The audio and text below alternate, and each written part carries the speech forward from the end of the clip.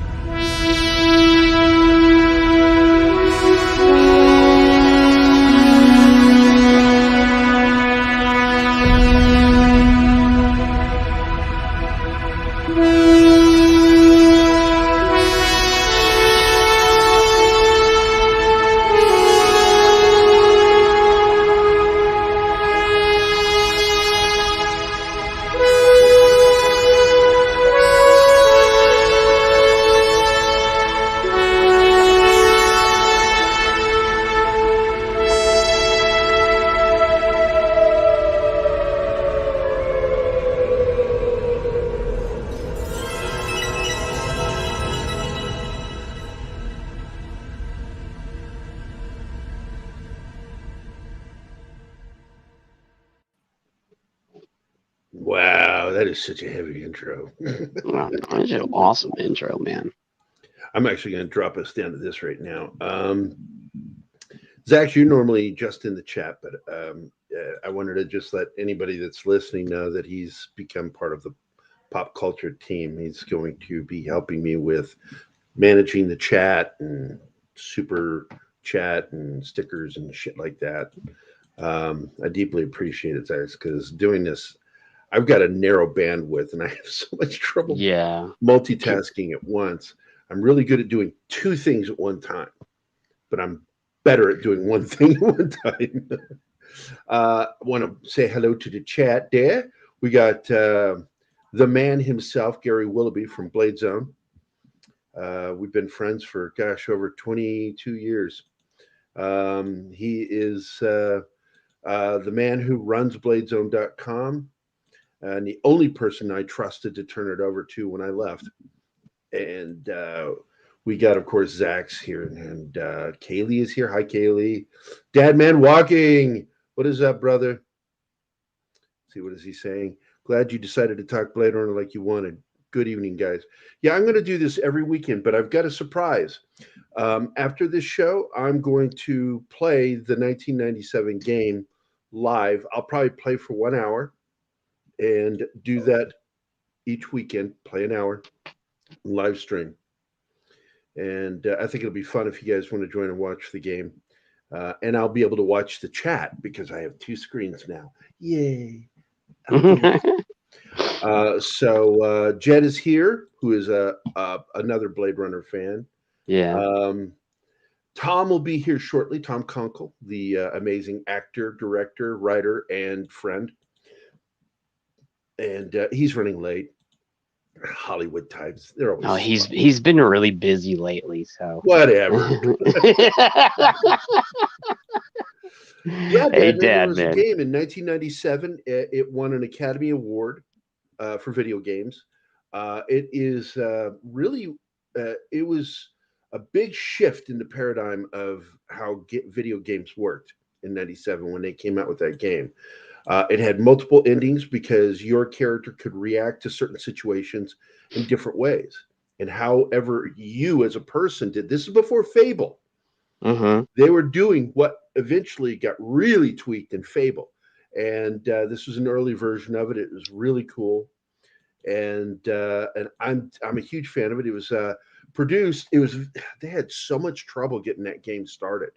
Yeah, they did. David Yorkin, who I'm very blessed to be friends with.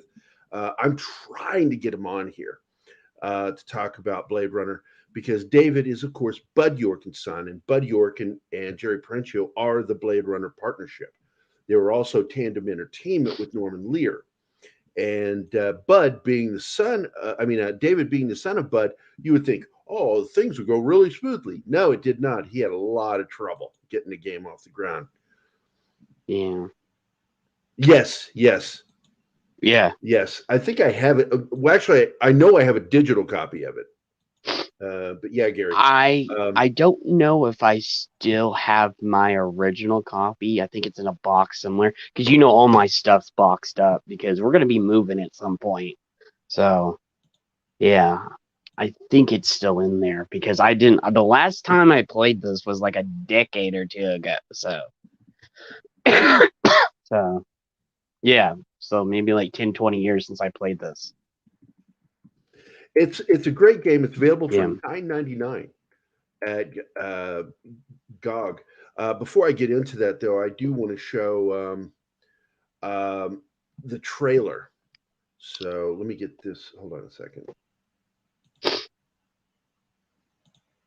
There we go. And I'm going to switch over. Yeah, this is the multitasking thing that I need help with.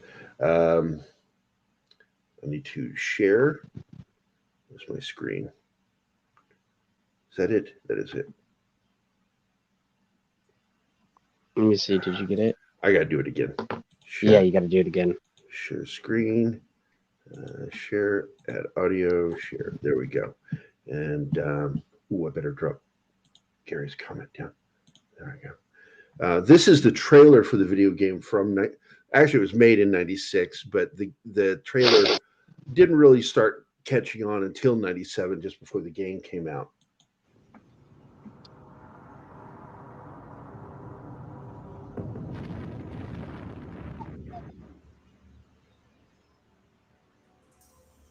Gary, it was kind of like Grim Fandango. You, at some point, you had to have the book to even get through that game.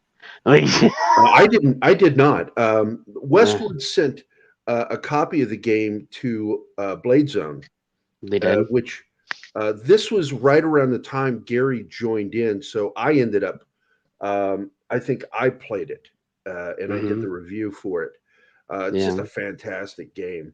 Oh yeah, it Without is. that book, I couldn't get anywhere with the game. See, I'm good with adventure games. I've been playing video games since 1973. I'm a gameaholic. Oh yeah, me too. So I had no trouble getting through the game.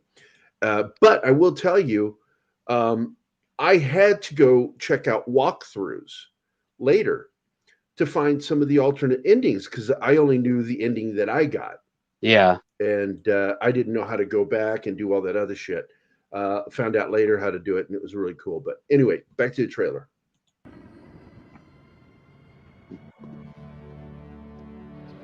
Now this is done at 256, so it's really Yeah, low it's res. old. So yeah, But that's the game. The game was done for I know. computers back in the 90s. Yeah, we got our first computer in '96. So, And this, of course, is the problem that they ran into with the video game. When Scum, I think it was Scum and GOG wanted to upgrade it to today, and there were big updates all the way up into the first of this year. And then all of a sudden, dead stop because they realized they didn't have any of the original meshes. Yeah. To upgrade the quality. Look at that. That is just beautiful. Well, it reminds me of Wing Commander and some of the other games from back then too. Like I loved Wing. I played all the Wing Commander games. I played this. You know. And of course, you know, they tried to upgrade it, and they just really couldn't get anywhere with it. Yeah. And so we're sort of stuck right now in stasis with not knowing what's going on. All we know about the upgrade of the game is they did do a re-release, which is available over on GOG.com. I bought a copy of it a long time ago, back when they first released it. And I think it was I think I got it in December of last year or November, right before I went to the hospital. TD, what is up, my brother? Hey, TD. And then, of course, Brett Cohen gave us $5. I don't know what the A stands for. Is that American? I don't know. You know, the only thing that bugs me about StreamYard, if he gives me a poop sticker or anything like that, I can't see it. It doesn't show up for me. Well, yeah, I can see it in chat because I was. And I love it because, like, Mr. Tickle Trunk always likes to shit on the show. Yeah. So he gives me little poopy stickers. But yeah, the game is it was inventive. It was something that nobody had seen up to that point.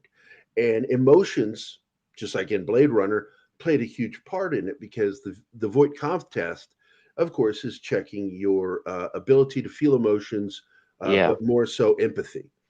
And the more empathy you feel as a character, playing your character, those little things you decide on to do when you interact determines the end of the game. It changes and flow with a flow. It's really a damn cool.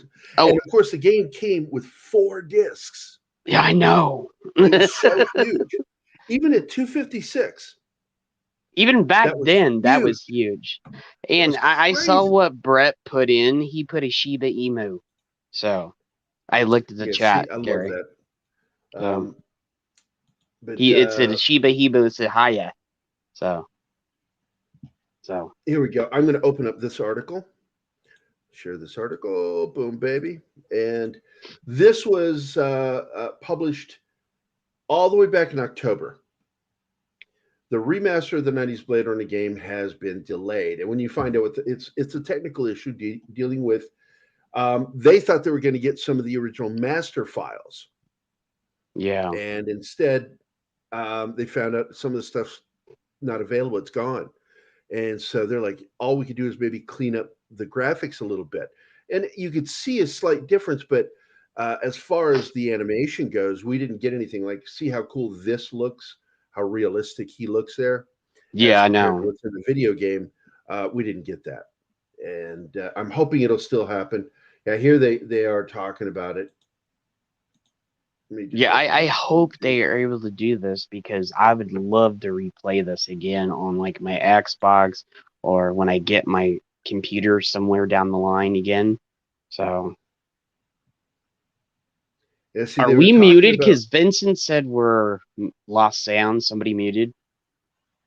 not that I'm Okay. aware of. Zax, Nobody do you hear sound?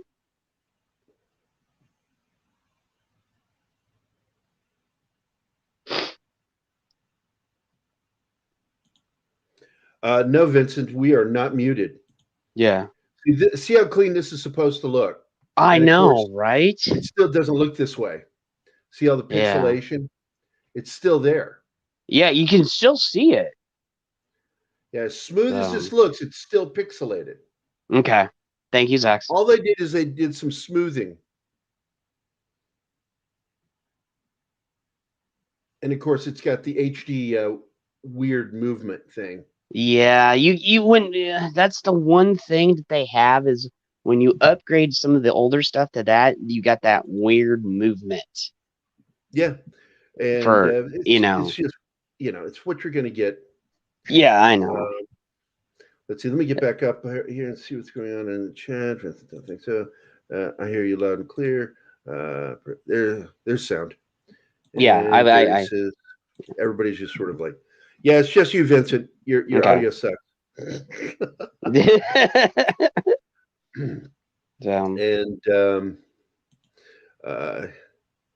they need the original meshes, and Yeah, they they don't do. have them. So what's going to end up happening is they're going to try to find. I'm going to put money on this. Is what's going on. They're going to try to find a backer, and they're going to have to recreate the meshes. Well, Match it. when what was that, Spyro, or what was the game that just came out recently, about a couple years ago? And they couldn't find the original files, and they had to basically rebuild the game from. Well, that's what's going to happen here. Yeah. And Kylock even says it here. Couldn't they just take the time to remake the game? And Yeah. that's really probably what they're going to end up having to do as far as a lot of the graphics go. They're going to have to remake a lot of the animation. And of course, you say that, and we say that, it's like, well, that didn't cost me any money to say that, but it's going to cost a hell of a lot of money to do it. So you're talking, I'm probably guessing anywhere from 10 to 20 million. Yeah, and it's not going to be cheap because, it won't be. And it could even cost even more because I'm not a game designer. I don't know what it takes. I just know that some games I've seen cost upwards of 50 million. Yeah, if you don't have the original files or anything to go off of, like, Like Bethesda even said they even lost some of the original files to some of the original Fallout parts of the original Fallout games for like 3 and other stuff now because they can't find the original, drive that they were on and stuff. So I think that's one of the reasons why they haven't done 3, a remaster of 3 or anything yet, and they're I just wouldn't be doing it. surprised. And by You the way, Brett, I want to do something here for you. Let's see, comments, take that down. Brett, this is just for you. He say you Blade Runner. Tell him I'm eating.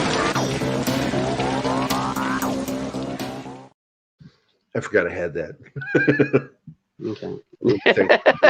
Super chats and super stickers. Well, Gary, here's the thing. There are companies that didn't think these games would go anywhere, so they would just put them to the side and go, oh, yeah. And then the game takes off, and it's one of their games that they build the company on, and then they lose the files. I've seen it happen. Video game industry is the most financially lucrative and successful in the entertainment industry. Mm-hmm. They outdo music. They outdo film.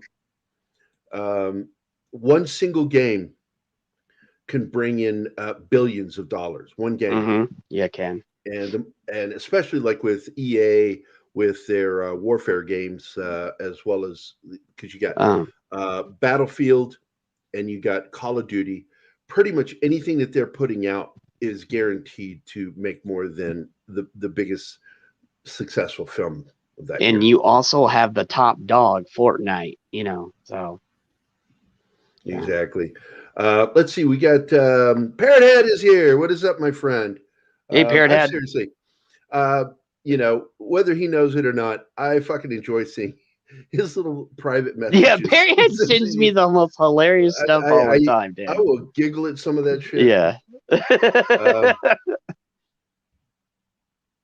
How do you lose the files? Are you talking about in the game, Gary? Yeah, he's talking about the main game files that the companies lose because they don't think. If I recall what happened, and I could probably look here. Let me just pull up this delay thing.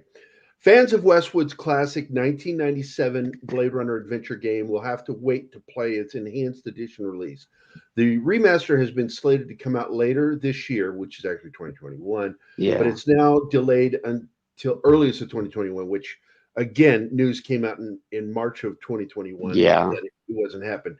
In an interview with Eurogamer, Stephen Kick, the CEO of Blade Runner Enhanced Edition developer Night Dive Studios, said the title now carries a to be determined release date. According to Kick, remastering Blade Runner has become more complicated than the studio had anticipated. Eurogamer does an excellent job of recounting all the setbacks that have affected the project to date, but the delay essentially comes down to 2 factors. Night Dive doesn't have access to the game's source code. Yep. And when you hear source code, you know that also means meshes. Yep. And the original game was made in such a way that makes remastering it difficult and time-consuming. Original developer Westwood lost Blade Runner source code in '98.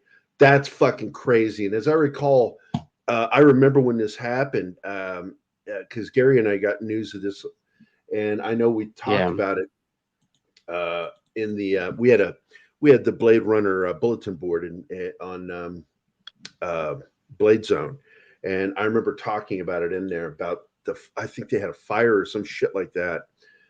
It really sucks. But they're talking about it coming out early this year. But the fact is earlier in the year, we got news that it was going to be further delayed and possibly not be released at all. They're going to have to totally remake parts of the game by scratch. So it's not going to go. It's not going to go the way people think. I've seen it happen before. So yeah, I'm looking to see if I can find the updated news story. Nope. Well, Zach, I've seen the way people. Oh, Gary, Zach said, "How do you?" I hope somebody got fired for that. How do you lose the source code? Hey, hey, Tom. Please continue. Oh yeah. So Zach said, I hope somebody got fired for that. How do you lose source code? Well, there it could go on a flash drive or like Gary said, a fire or something It seems to be else. back in '98. Gary Yeah. and I covered it on Blade Yeah. Zone in the chat groups, or as we called it, the Blade Runner Roundtable. Yeah. And it was like the most popular Blade Runner chat group. I mean, that's why Blade Zone was so popular. BBC covered us. There was an Australian Wired magazine. I can't remember the name. It did a huge article on us. And for a long time, it's like if you wanted to cite something about Blade Runner, they'd come to us. Weird. But now there's so many people out there. We're just sort of forgotten old guys that Yeah. what's more important. Cardinal Back when was the right. It was interwebs on were floppies new. back then. So Is this it? Here it is, April. Let me share this. I fucking hate CBR. me too. It's such a slimy group of people. Oh, did you see what they did Oh, the other Gary, are day? you worried about getting sued? No, I'm not. Fuck them. I don't care. Mm, What are they going to get from me? I'm broke. yeah. Let's see. Let me get back to the comments and drop that down. There was no face. Yeah.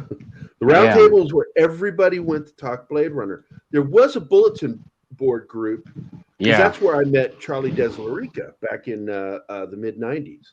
And I remember like when he first told me who he was, I'm like, you're a fucking liar. Whatever. You are not Charlie Deslarica from Ridley Scott's studio. Whatever. Then it's like later, I'm like I ate crow. Yeah. Thankfully, he forgave me for not believing him. But let's see. We got what happened to Blade Runner, the enhanced edition. The classic PC game based on the iconic film was supposed to get an enhanced edition, but it looks like players will have to wait a little longer. Well, we'd already been told that back in October, and here it is April. Very few films have influenced science fiction video games like Ridley Scott's 1982 masterpiece Blade Runner, games like Cyberpunk 2077 owe a lot to the movie. The film itself has just one notable video game adaptation, but it's a stellar one, the 1997 award-winning PC game of the same title.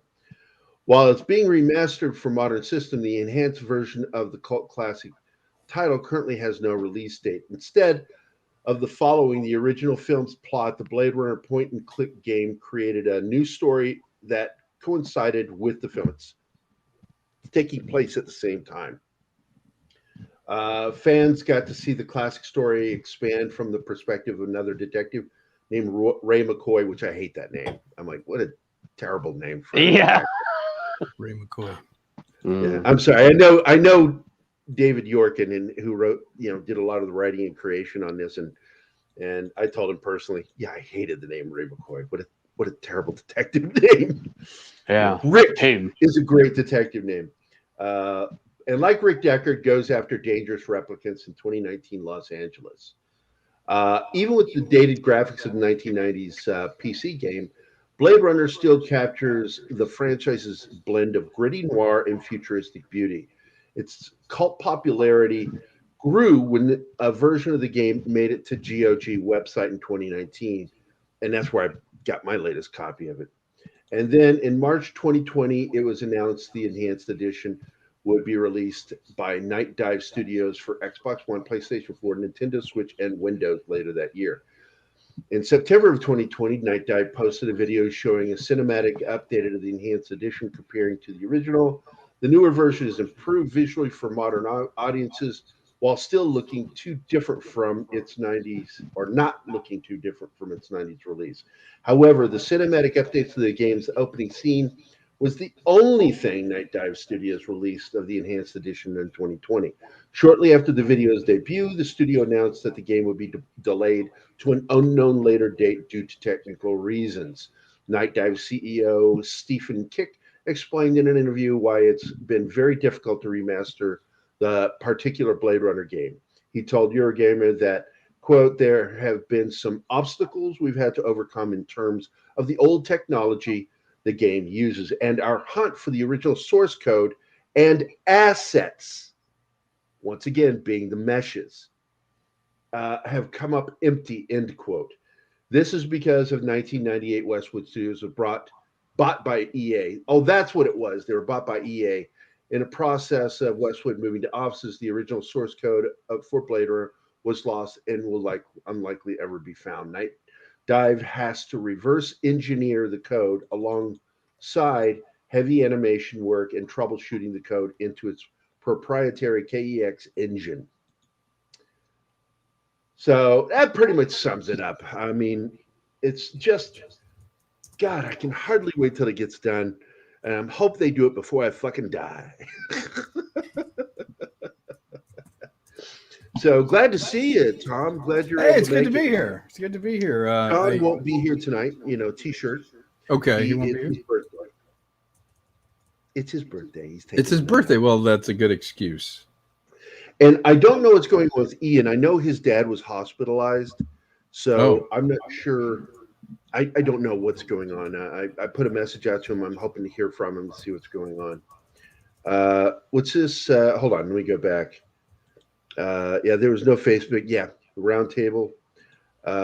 You'd think they'd have backups for their backups. Small companies tend to not do that. That was sort of what happened with the flight simulator game when it was bought up by Microsoft. Let's see. You know what? If I can jump in on it, I'm not a game creator, but I have run into this many times. One of the reasons there was such a remastering problem with Star Trek Next Generation and Babylon 5 is the archiving at the time. It's not necessarily even the files the way they're stored. It's finding machines that can still open the files, finding running programs, working programs that can open that. Often the texture mapping and everything is saved separately. And they used to use tape backup. They would use those tape backups.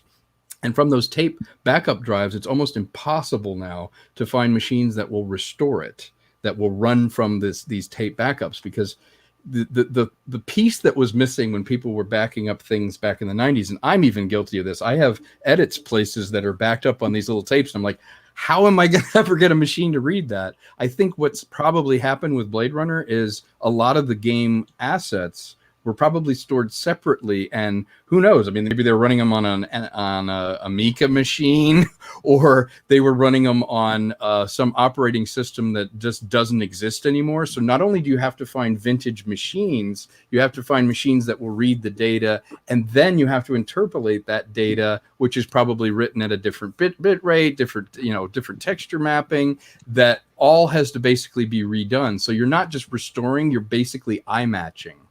To the game, and I think true. I think that's the problem. If you before you got here, we were talking. It's like the question was asked, why don't they just remake the game? And I said that's probably what they're going to end up having to do with a lot of it. But when you say it, it's easy to say it. Yeah, you don't spend any money when you say it. But when you actually have to do it, you're talking about tens of millions of dollars of work. And although I really do think that's going to end up being part of what they have to do, I think part of the delay is that getting funding for it. They're going to have to get funding for it. Yeah, because they are. And you can't just sit there and just do it yourself. Yeah, you can't just noodle around for $1 million. You need a whole studio to do that. So, and Cardinal Sin is here, a good friend of ours.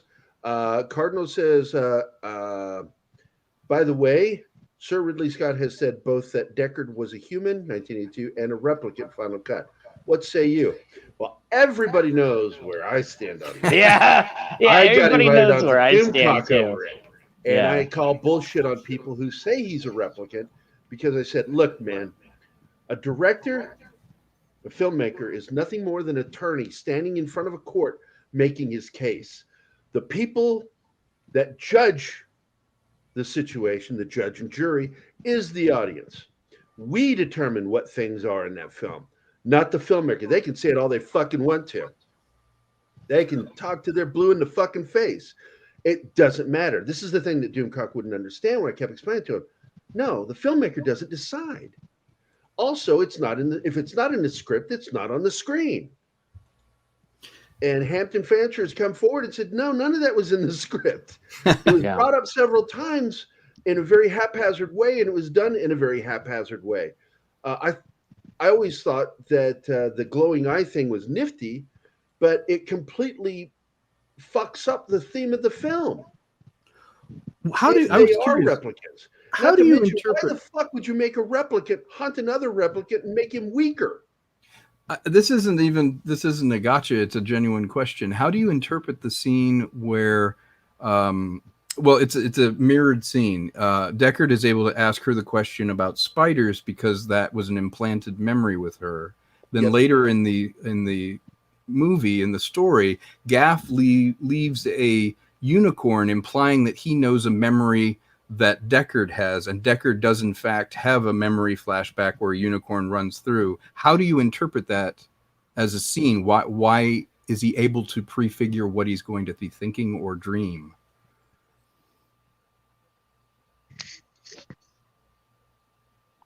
Say that last sentence again.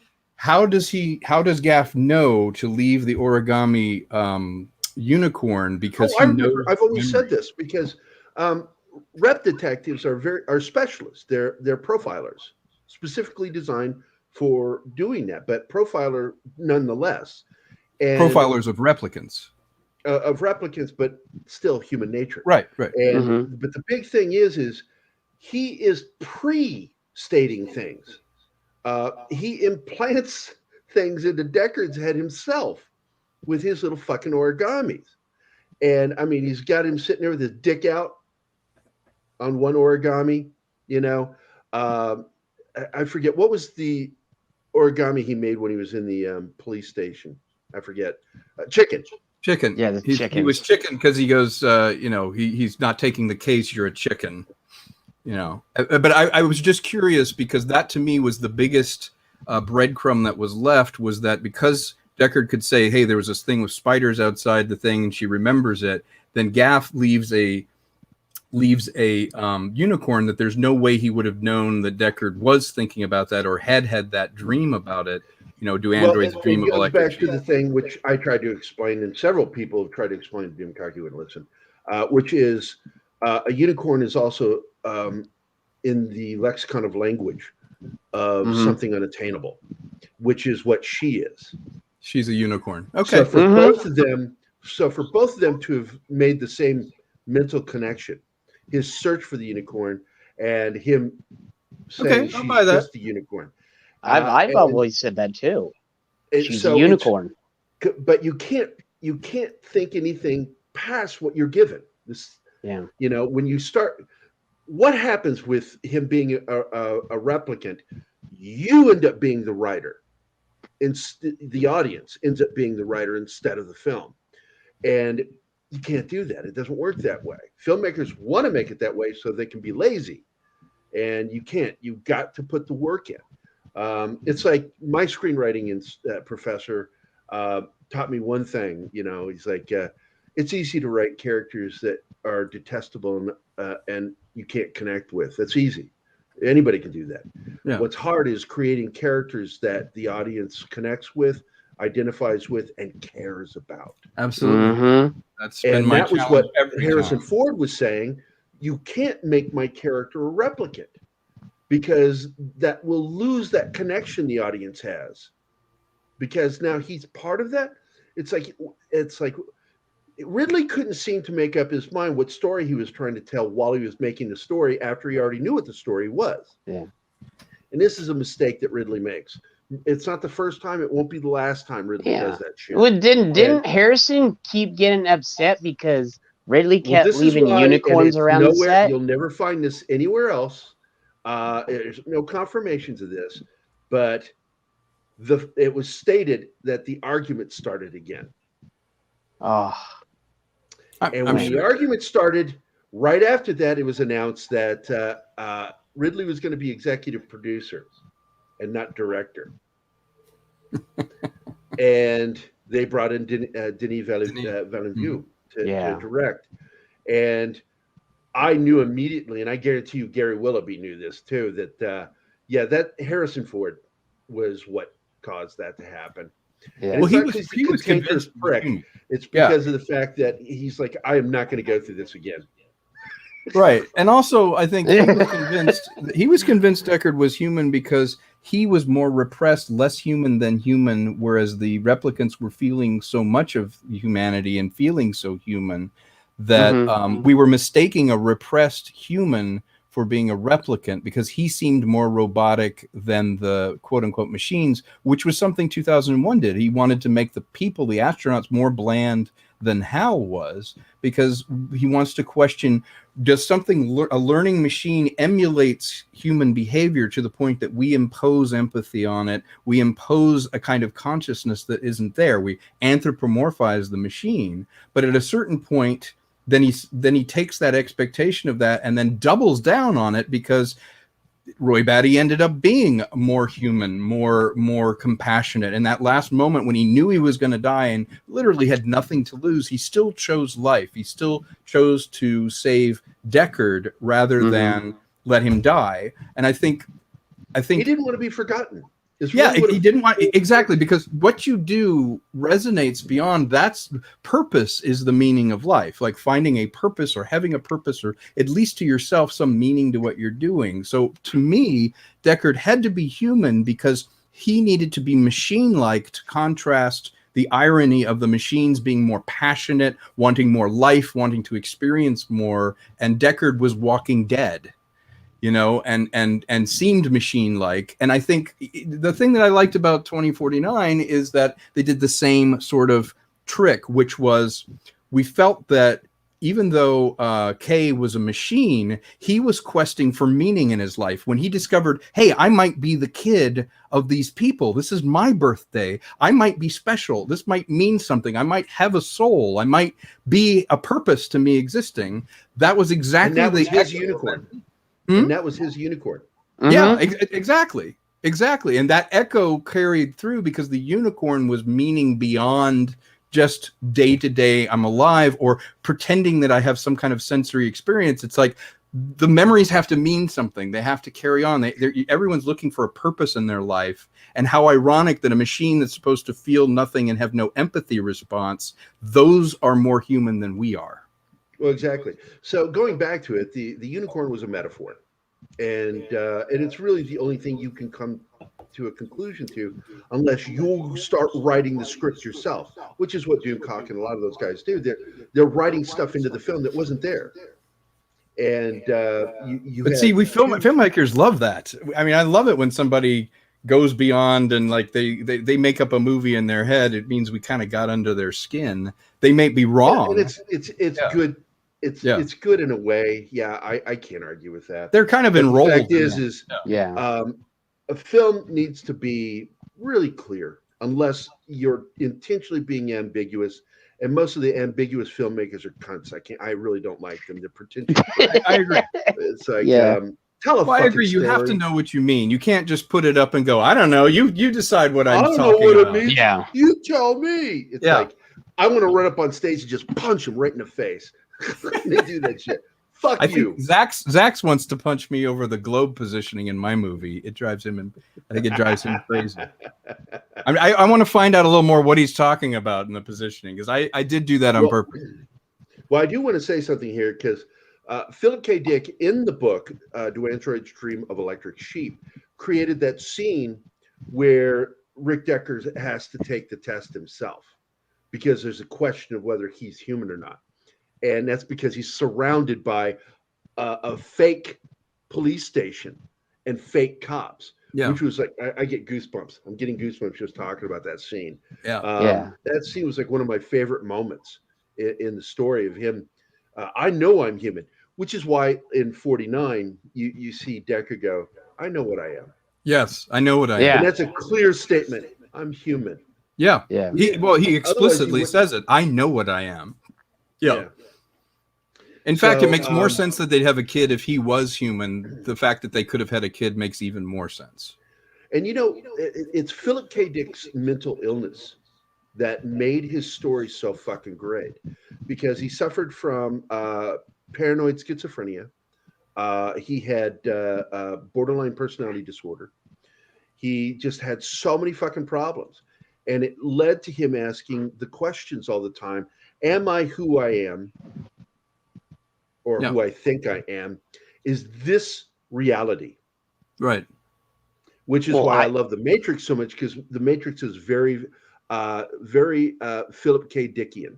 Yes, very much influenced. And I would also argue that some of the best people in the world, some of the best philosophers, from the best artists, writers, anybody that has any kind of skill, they have some kind of like not mental illness, or they have some sort of something that, like Picasso and like Van Gogh and Einstein. Everybody had a little something that was, they had some sickness in their life or something that made them who they were, and that brought it out to the world. Do you understand what I'm saying, Gary? I have no clue what the fuck you're rambling about.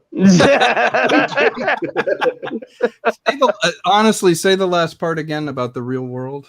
Well, they all have gone through sort of like a touch of. They've all had a touch of madness, okay. And they bring that touch of madness into whatever they're doing, either it be science, movies, or one of the first things you're taught in creative writing is write what you know. Yeah, it's writing from experiences come from a lot of the greatest writers of all time, including science fiction. Philip K. Dick understood he was mentally ill and found a way of using it to create some of the greatest science fiction of our time. True. Arthur C. Clarke worked in rocket engineering. And so what did he write? He wrote about rocket engineering in space. Yeah. That's why his sci-fi is so believable. Cardinal Sin, the unicorn is not a memory, but a dream sequence. Yes. It is. It's Deckard's. Supposedly looks like Deckard's. It's a fantasy where he's subconsciously making the connections. Yeah. And Gaff, being of the same ilk, same mindset, did too. He's, I'm looking for a unicorn, and Gaff is saying, you're looking for a unicorn. It's not what you think. You're not getting the happy ending. Essentially implanting a memory in a human. Yeah. Unicorns are this rare thing, because everybody refers to Kevin Feige as a unicorn, but the fact is, no, he's not. We just watched him shit the bed. With, he did an Amber Heard all over the place, dude. Phase 4. The Phase 4 is just a ridiculous failure. But I'm not going to get into that. I just want to point out, everybody calls him a unicorn. Oh, there you go. Yeah, unicorns aren't real. It's hopeful thinking, wishful thinking. And what do we say about wishful thinking? Wish in one hand, then shit in the other, and see which one gets first. Or what my gran used to say: spit in one hand and wish in the other to see which one gets full first. She just cleaned it up. I know. Was like a PG grandma. It's fucking shit. No, she was British. She was harsh to my ass. So I'm telling you, it started with shitting in one hand. And I know. Anyway, my grandfather told me that one, and my gran told me that. So Yeah. Brett, by the way, Brett, thanks a lot for joining the chat. Cardinal Sin, especially if the character has gray neutral background. Yeah. I hate to be off topic, but have any of you played Far Cry 3? I have not. I only played the first one, and it was good, but I'm not interested in that kind of gameplay. I've played every single one of the Far Cry games. So do you like just it? like Assassin. I liked Far Cry 3. It was one of my favorite Far Cries. So did you think Voss would play a good Blade Runner villain? Oh yeah, entirely. Yeah, he would be. There's your answer, Kylock. Yeah, so I think the problem is modern Hollywood would have made him a replicant subversion factor. Yeah, it's that whole subverting expectations. What a twist! Yeah. Yeah, it's like you're subverting expectations. It was bad, and you thought it was going to be good. Yeah. My response to anybody who says that to me, I said, "There's a word for that. It's called irony." And that is not irony. That's just dumb. That's just doing the opposite of what works. Yep. Subversion. Does Harrison Ford not like? No, they really do like each other. Yes, they get along very well. They like the same drinks, and that was something that Ford pointed out, that they like to drink together. Yeah. But the fact is, when it comes to producing a movie together, specifically Blade Runner, there was a lot of conflict between the two of them, and some of it might have been friendly, but it was serious. Can I jump in for a sec? Yeah, man. Also, I think it's also a working style thing. I think they like each other in that their aesthetics are lined up. Like Ford really likes the British aesthetic. He does like, he likes film noir, obviously. He likes that. But I think it's a working style thing. Ridley tends to work not from the inside out with an actor, but rather the actor is part of the scenery that he's filming and doing it, and the actor's job is to execute what needs to happen physically, emotionally, whatever in the scene. But he is not a hands-on feedback type director, because he came from the commercial world. He would be like, "You're covered. Okay, that's covered." And what Harrison really responds to, which is why he gets along with Peter Weir or Steven Spielberg, is yes, he wants someone who technically is like, "I'm going to do a oneer. We're going to get this. You need to stand here, hit this mark," because Harrison is a amazing technical actor. You look at him and you're like, he's not doing anything. He's just being Harrison Ford. It's like, no, there's 50 people standing around with donuts, and he's still making you feel like you're watching something happen in the first moment. But they will say, "Harrison, how do you feel about that shot?" Or if he improvs a line like "I love you, I know," or if he takes the gun out and shoots, those guys go, "That's terrific. Like, I love your idea and let's build on it." Whereas Ridley is much more, there wasn't enough smoke. That light isn't sweeping. And that irritates Harrison in a way. I got to meet him very briefly on the set of Last Crusade, and just got to watch the dynamic of them. I was auditioning on set, and they were using one of the stages. I believe it was at Universal. It was like stage 23, something like that. They were building a stage out. I think it was the cave test stuff. I'm not sure. But I was having lunch at there's a little cantina there, and the craft service had set it up. So I sat and ended up being able to sit at a table listening to them talk about the shoot. And it was like him and Connery and these people talking, and they just thought I belonged there because I was on the lot and I had my permission and whatever. But listening to them talk about it, it was never about camera, light, anything. It was what was going on emotionally, or what, Harrison, how do you feel like you did with that? And he's like, "Oh man, I just feel like I could look here and say this, and I'm not feeling this." And with Ridley, it's the opposite. He expects an actor to show up, do their job, execute, and do whatever, but there's never that kind of, "Okay, that was great, you do this or that." He's much more expects you to do your job, and if you did it right, you don't do it again. You don't hear anything, you move on. And when you get someone like, who's really good and thrives in that environment, like, Matt Damon in The Martian, he just brings it and Ridley documents it. But with Harrison, I think he wanted to have more of a dialogue and really talk about it, and that just didn't happen.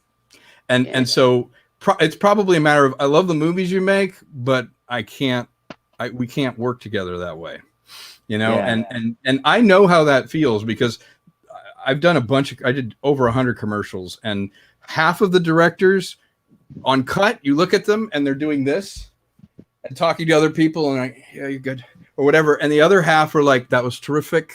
Can you do just a little bit more of this? And I thought that was great, but I want one more for performance." And probably that's the difference for him. It's like, if I'm going to make this movie, you're going to have to talk to me about it. And when that didn't happen, I think they understand each other, but you can't just work together. Does that make sense? Yeah, it makes sense. Yeah. That's my 2 cents anyway. Yeah.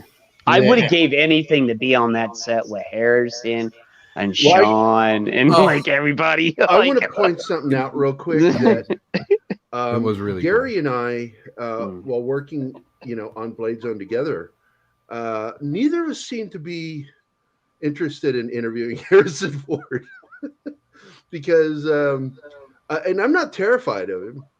is just I had heard that you didn't know which version of Harrison you're going to get. Oh no! If you ask a question a certain way, you could get the cantankerous, irritated, grumpy Harrison Ford. And I've always been of the belief, sometimes better not to meet your heroes. Yeah. And so Gary and I, because Gary was the one who introduced IMDb Pro, which is funny because here's some history for you. The first Blade Runner website, fan website, serious one, was created by this gentleman who left the internet and Blade Runner behind. And he wished me well because he really liked what I was doing back when I first started doing the Blade Runner fan site. And he went off to work on IMDb. Okay. He was one of the creators. Well, that's cool. And so he set it up. I thought, oh, that's awesome. I don't even remember his name now. It's been 25 years. Gave you your blessing and went on his way. Went on his merry way. And but he had a great website for a 90s website. But I want to thank you, Cardinal Sim, for your $1.49 super sticker. What? I can't see the graphic. If you guys can see the graphic. Let me see which one is it. It is a Doomacorn. So. Oh, woohoo! Yeah. So let's see. What am I going to do? I think I'll give you a few seconds of this. I've seen things you people wouldn't believe. Attack ships on fire off the shoulder of Orion. That's it. So I don't get claimed. Yeah. But let's get back there. Thank you again, Cardinal. Kylock, that's you, Zax. Hey, Kaylee. 2049 was a great film. Too bad they both flopped at the box office. In the long run, these are the tortoise type races. Yeah, they're doing better now than when they came out. Yeah, they are. I mean, it's going so well now that we're getting a really badly animated, stupid Blade Runner show called Black Orchid. I'm not going to bother watching. I hated the trailer. Yeah. I liked the short films. They were I thought they were good. Thing. Yeah. I thought they were better than 2049 itself. I enjoyed the short films better than the movie, but I still enjoyed the film. Yeah. But it is not Blade Runner. The film is just an offshoot. It's not a continuation. It's an offshoot. I do want to know what happens. I want to know what happens. I want to know about this revolt that's about the cat. There's a revolution, a war coming. And I'm very intrigued by that. Let's see, where was I? Someone told me about the box office thing real quick. Is a producer once told me when I was learning about movies and how to make movies and do things. And he's like, sometimes the world just isn't ready for what you have to offer. Mm-hmm. I think, and that has stayed in my mind for 25 years, because no matter how good you try and make something, if the world's not ready for it, it's just not going to happen. You can flop, and then 10 years later, they're like, that's genius. Well, Tom, here's a huge example of that is The Prisoner. Yes. The Prisoner is a huge example of that. Yes. Now it's considered as important as television as the moon landing. It was. Was ahead of its time. Those balls scared the shit out of me. Yeah, those balls are primal. They're primal. How old was I? I was 5 years old the first time I watched it. And that was like nightmare shit. That was nightmare shit. His balls move around. I'm like, what the fuck is going on there? Yeah. It's sort of like, okay, two things had an impact on me past that. The what do they called? I forget what they're called. Guardians? Is that what they're called? Yeah. In The Prisoner. And then, the actual balls that go after him?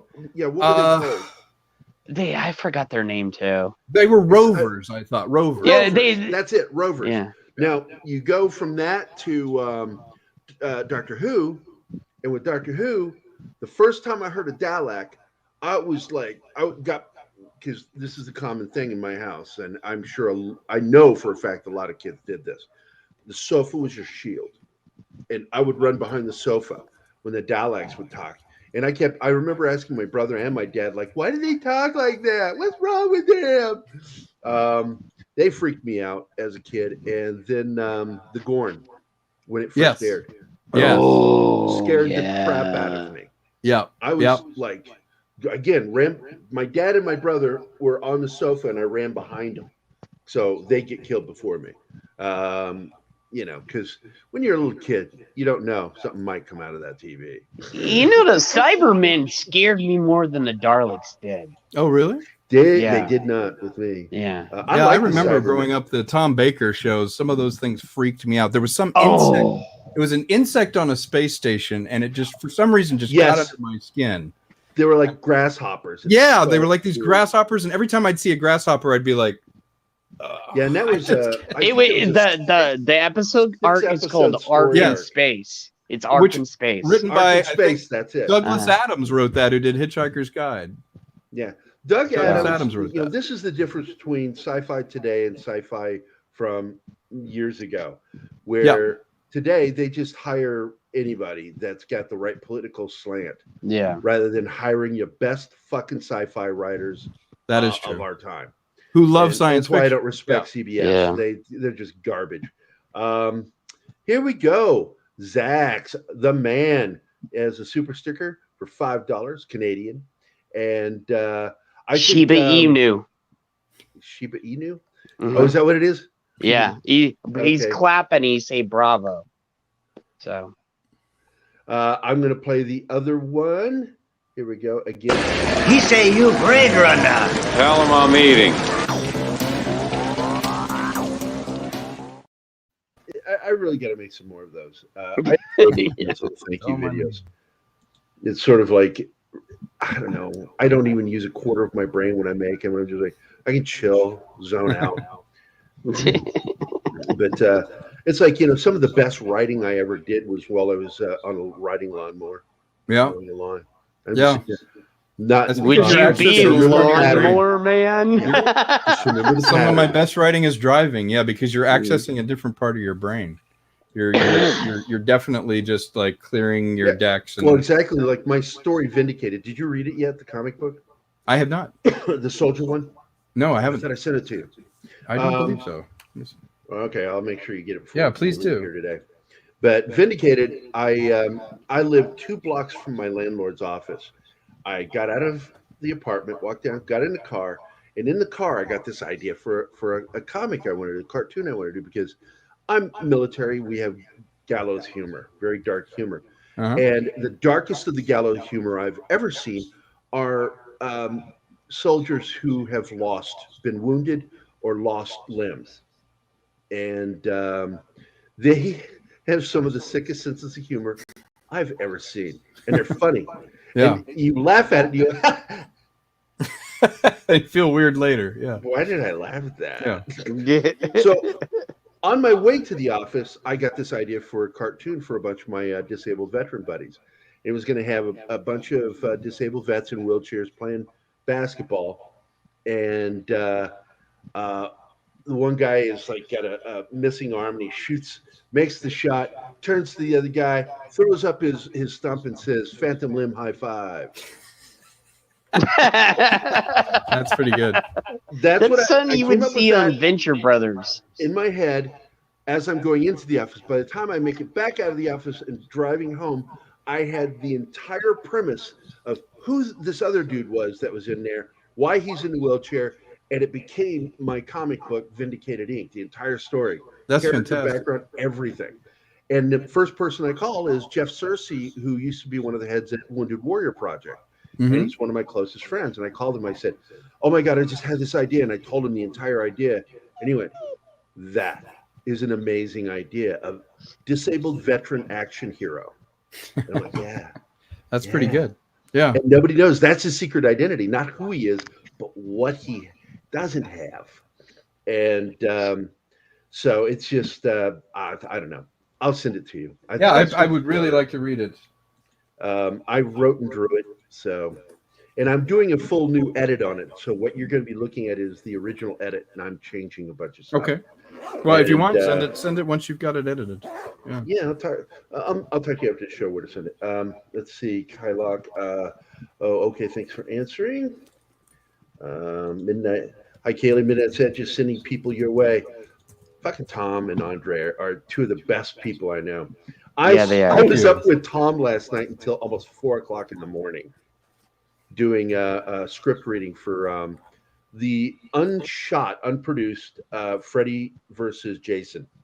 How did that go? I heard about that reading. Was it fun? It was a blast. That's great. great. Oh my fucking God. We loved it. It was like, we're like, I cannot believe how good this script is. It's like, why how did they say no to that instead of that crap they made? Well, and it goes through a committee. Yeah. Well, yeah, it's that's what we could have got, Gary.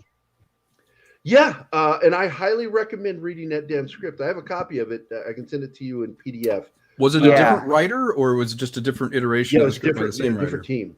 Different team. Oh, I would have loved to see that. It was just really fucking good. I mean, it completely goes off the rails in the third act, to where we all agreed after the show. It's like, man, yeah, they needed to rewrite that ending because it got just a little too fucking goofy, but it's so original. And they got some things wrong. They had Jason driving. Mm-hmm. It's like, he doesn't drive. He stalks. Yeah. Jason doesn't drive. And they had him fire a shotgun. Again, that is not in the lore. He does not shoot shotguns. But they've got some great elements in there. Some funny fucking shit. Basically, we all go to hell to see the final battle.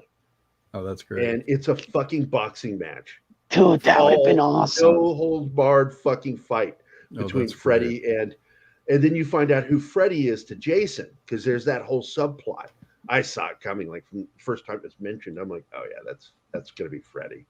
I really enjoyed that fucking story, and I'm like, that was 100 times better than that garbage they put out in, what was it, 2000, 2002? Yeah, I was there the first day, and I was so depressed when I left. I was like, ugh. Okay, so Kylok says, I didn't realize that Blade Runner 2049 was that long. I love the movie so much that I felt, in my opinion, like it was only an hour and a half. That's the best. If it seems fast, it means your mind is processing it. And you're totally engaged with it, and you've lost your concept of time. Which is also beautiful. Maybe you're fucking retarded and you just don't know. Well, there's that. Yeah. Let's see. Kaylee says, hi, Zax. Parrothead says, Gary needs thicker glasses. He's gonna have his Coke bottle glasses. Yeah, my vision is only bad up close. I've got really good. I do have astigmatism, and I didn't learn about that until years later. And it would have helped me in the military. And it's what fucks up my pool game, which is why I play better pool when I'm slightly inebriated. Oh, okay. And the reason why is because my focus changes because of the alcohol, and I will run a table when I'm mildly drunk, just buzzed. You need to take Gary to Vegas and run through some pool holes. Yeah, you go. Yeah. When I'm inebriated. Finance the trip. Dark humor, yes, pop culture archivist Jed. It is true. Dark humor is my favorite humor. It's awesome, brother. So. I told you my first experience with true gallows humor in my personal life was when I first became an EMT. And I found out afterward that the person's one of the persons killed was a close friend of mine from high school. Yeah. And but what happened was a motorcycle versus motor vehicle accident. It was a T-bone. The motorcycle was doing we're guessing close to about 60 or 70 going into a blind curve. And an apartment complex exit was there, and the car was pulling out, and he T-boned it. And the window was open, and the motorcyclist went into the window, and his head went over the window. And he was completely decapitated, head in helmet, rolled about 50 to 75 yards down the road, and his body went into the car and killed the driver, broke his neck. Wow. So it was a nasty accident, and it was fucking bloody. So I'm the new guy, so I'm like waiting around, doing whatever they tell me to do, and then finally it's like the only thing left is that fucking helmet sitting down the road, and everybody turns and looks at me, and I'm like, new guy, I gotta go do it. Okay. So I grab a big old medical hefty bag, start walking my ass down there, and then I hear these hard-soled shoes behind me and on that pavement. And I turned to look back behind me, just glanced, and I saw one of the state troopers. was behind me with his Smokey the Bear hat, Virginia State Trooper. And I turned back and then I looked up at his face. He goes, I got your 6. I didn't know what that fucking meant at the time. I'm like, okay, cool. All right. Oh, 6 o'clock. Get my back. So I figured it out. And I get down to the helmet. And right when I do, he speeds up a little bit and goes up around me. And he's already getting his gloves on. And he steps down and grabs this helmet. And he goes, I got it, buddy. I went, oh, okay. So I opened the bag. And he puts the bag over the opening of the bag. I mean, the helmet over the opening of the bag. And then stops. And I'm looking at the helmet. And then I'm like, you peripherally can tell when somebody's looking at you. And I realized, oh, he's looking at me. So my eyes went up and I looked at him and we locked eyes. And he said, good thing he had his helmet on, huh?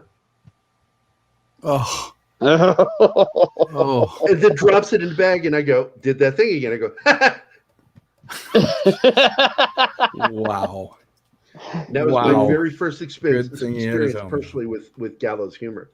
Yeah. And then I found out years later, I'm more fucked up than that. Some of the things I've said to people in the medical field is just something you would never say in public. Let's see. Yes, it is. Martin Acosta Santana. ¿Qué tal, mi amigo? Yes, hail, Martin. Hey, thank you, Martin.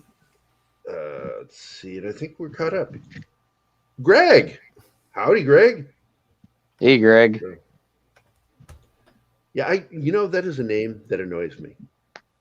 Because I got called that a lot as a kid. Greg? And I'm like, that is not my fucking name. And it's a great name, Greg, Gregory. My name derives from the name Garrod or Gerald. Gerald. Back my dad is Gerald. The hard G. Yeah, it wasn't until the 20th century when they changed that to a soft G. And so that's why I get hit with that Jerry shit all the time. I'm like, fuck off with that. Jerry, Greg, or Gary. I'm Gary, not Jerry. I know. I actually really don't care if people call me Jerry, but I do. I feel like I really should correct you if you're getting. He gave me shit the first time I did it. It was hilarious. I was like, well, it was a drinking game because Greg from Fanzine kept calling me Jerry. Yeah, I've seen that too, where Greg's get called Craig. It's really it's like I hated it. It's like at school, I refused to go to the office if they said my name wrong. Yeah, I got. It's hard to believe. It's like, what? That's not my name. That's not my name. Yeah, because I was in a room one time, and one of my two childhood best friends, Mike Beatty and Jim Woodward. Jim is a producer on this show. Both of them are still two of my closest friends to this day. We had blown up a classroom. We made nitroglycerin and destroyed part of a lab. And it was over the weekend. Thank God nobody was hurt. And we found out on Monday, we get called into the office and over the intercom in homeroom, they go, Mr. Michael Beatty and Mr. Jerry Kissel, come to the office, please. Neither of us responded because that's not our names. He's not Beatty, it's Beatty. Now, I'm not Kissel, it's Cassell. So I refused to go. And then the teacher goes, go. Went, all right. We get down there. We don't know what's going on. We get in that room and we can hear in the principal's office, then we hear Mr. Price, the principal. And then we hear another voice. And we're like, is that about us? It's like, I think that sounds like Mr. Durenbeck, our science teacher. Oh my God. And we start like thinking, what? Oh my God, the lab. Oh my God, something happened. Oh, that's why there was plastic over the window when we came in this morning. Oh my God. And so we were like about having a heart attack. And we walk in, finally we called in, we walk in there. And all we see is Mr. Price at his desk. And he says, come in, boys, sit down.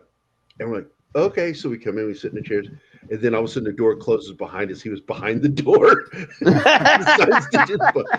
And he's glaring at us like with fucking knives. And we're like, He goes, did you two boys work in an unauthorized lab on Friday? What do you mean by unauthorized? Did you use things you weren't supposed to be using? in a lab. I'm like, I don't know anything. Mike does everything. I follow whatever he does. So it's all on Mike at this point, I thought. Yeah. But I snuck the keys off his desk. Mike got into the cabinet. We got the chemicals to make a little nitro, like a thimble's full. It shattered one of the lab tables. This is the heavy slate kind.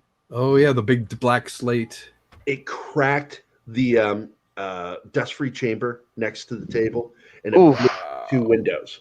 It's a good thing you guys are all right. Yeah, I know, right? And did it blew up while you were in there? Oh, it could. If it had, it would have killed us. It would have killed you. No wonder he was upset. You know, we were stupid. We were stupid, smart kids. You know, high IQs, dumb as fuck. And we did a lot of stuff. I mean, we were troublemakers. We broke into the school one time. I'm talking about something that's so old they can never fucking do anything to us. I'm a hell, yeah, me too. I talked about that shit. We rappelled off the roof of the high school into the second floor window, slid in because it was slant windows. Yeah, slid in, and then took every classroom out into the hallway. Computer lab, biology, and English literature, Miss Seiss's class, and we rearranged everything. And when Mr. Crawley came in on the Monday and saw his computer lab was gone, that there were just regular desks in his room, he lost his shit. His voice went so high. That's the reason why we get along so well, because we were both hellraisers in school. So I also was notorious for getting into fights, you know, and I was quicker to just, you know what, I don't want to deal with this and just knock the shit out of somebody. Yeah. I'm like, this is where it's leading to. I can see it. I'm not going to waste your time. Not going to let you throw the first punch. I'm just going to knock the shit out of you. And then you end up going, what'd you do that for? And I would say, for what you were thinking of doing. I did that all the time. They're like, what did you hit me for? I was in school, in suspension, out of school. Jim Woodward, the producer of the show, he got kicked out once for kicking the shit out of one of our friends. Because he's acting like a dick with his little brother, and he beat the fucking shit out of him. And this is the difference of nerds that they like to talk about today compared to what real nerds were. Just because you were a geek didn't mean you're a pussy. Right. And I know, right? I grew up in an environment where you had to fight, and I had to fight bullies all the time. And I mean, I fought me too. This was in Virginia, right? Out in Virginia, you know. Yeah, that's two where of my biggest bullies were.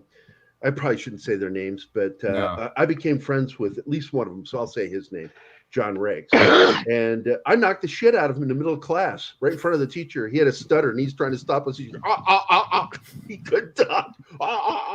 Do I need to hit you again so your stutter will stop? Like, so he was a really nice guy, Mr. Cuny. I love that guy. But John, you know, John was just looking for someone to stand up to him, I think. And I stood up to him and knocked the shit out of him. Yeah. And he got up and I knocked the shit out of him again. And he's like, what the hell's going on here? You're tiny. You're a nerd. I'm not that kind of nerd. I keep warning people. I'm not that kind of nerd. Dude, I had that all the time when I was in school. They're like, you're a nerd. How are you knocking the shit out of people? I'm like you said, I'm not that kind of nerd. Like, not that kind of nerd. And so, but you know, the next time I saw him, because we both got suspended. Yeah. And then he came in and he walked up to me, just started talking to me like we were bros. And I looked at him like, why are you talking to me like this? He goes, hey man, we're cool. And I went, oh, okay. And he went, yeah. Man. And he walked away and I'm like, that's how this shit works? Yeah. You ever have anything like that, Tom? Oh yeah. I used to have to eat in the paint room. They had a room right off of the principal's office, and I did not like to get picked on or whatever. And I was kind of quiet and kept to myself. And then when somebody would push me, that was it. And so I took this guy's face one time in gym. He had been in his school. I think he was on the 7-year plan, you know. So he decided he was gonna pick on me. So I just opened up, you know, remember those gray lockers that had the bent metal on it? You'd put your locker stuff in there. Yep. So I just opened up the thing on that. I took his face and just started hitting it into the locker thing. He was a big guy. and he fell over, and he knocked out this part of my thing. I don't have that piece that connects your mouth to it. Oh, I can put my really? tongue up there. Yeah, I got knocked out of there. So I got to eat in the paint room for a couple months. So I would have to take my tray of food, and it was where they kept the turpentine and the paint and everything off of the office. So I used to have to go there, or I'd get my desk dumped in the middle of the hallway because, you know, I'm thinking about other stuff. So I'm just throwing stuff on my desk, and the teacher would just take my desk and dump it in the middle of the hallway. So it was weird. And I got great grades, and I was a smart kid, but I was always getting in trouble. And that bone, by the way, is called the vomer. Was that? It's called the vomer. The vomer. That bone right there. Yeah, the vomer is gone. It's actually the piece, you know, the little it's part of the maxilla. Piece. Yeah, and I got it knocked out. But it's funny because I remember back then they told me, you will never make any money, you know, making this stuff up or doing this kind of stuff. You'll never have a career, never do it. And I'm like, okay. So I had that same shit said to me about doing artwork, and it's like, you'll never make any money. Then one of my first clients was that same person, a guidance counselor, and I'm like, I'm making money now, bitch. And then Tom's like, my Oscar behind me says something different. You know what? The time that I accepted a Best Film Award for Trouble, it was next door to the hospital I was born in. I went back to Virginia. And everybody from my high school showed up for this screening, and it was a full theater there. And it ended up my film got the best film that particular time. And Michael Uslan was there. He got a lifetime achievement. He has the Batman. He owns the Batman franchise and all that stuff. Yeah. And he's a big fan of noir or whatever. So I take the award and I go, you can't write this. You know, all these years ago when I left Virginia, I said, I'm going to come back here. And you told me you're never going to make any money, you know, making movies or acting or doing any of this kind of stuff. I was literally born next door at Fairfax County Hospital. I'm standing here next door to that building accepting this award in front of everybody that told me you couldn't do it. And it felt so good. Yeah. Because it proved to me that the way we learn, our learning style, you cannot judge somebody that's atypical. Yeah. You know, there are different kinds of intelligence. There are geniuses in sport, geniuses in art, geniuses in math, all these different things. But the date of manufacture and how we do it is the only thing the school is concerned with. It's like, you're the thing you go through, you get through the minimum, and keep your head down and don't rock the boat, don't be exceptional, just do your, regurgitate the answer. And I'll never forget the first story I ever wrote was kind of like a Douglas Adams piece. It was a parody of mythology explaining how disease got transmitted. And I remember his name was like Otis Acropolis. And I wrote a super dry, it was like a British style myth. And I got an F on it. And the teacher said, who will understand this? Remember your audience. Your audience is a bunch of, 8th graders. No one's going to understand this. And I went, A, I'm an 8th grader. And B, you didn't understand it. And C, let me stand up and perform it, and let's see if anybody understands it. So I remember her. She's like, fine. I think her name was Mrs. Spear. Mrs. Spear.